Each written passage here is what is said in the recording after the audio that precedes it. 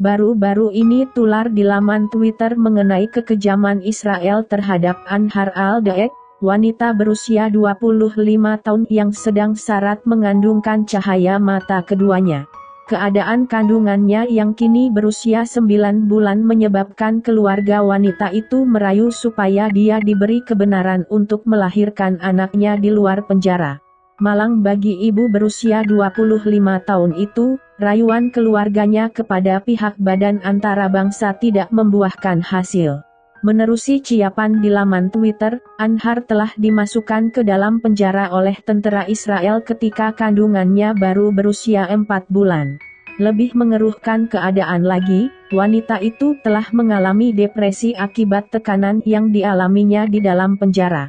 Anhar turut mengirim surat buat suaminya untuk menceritakan keperitan yang dialaminya dalam tahanan tersebut.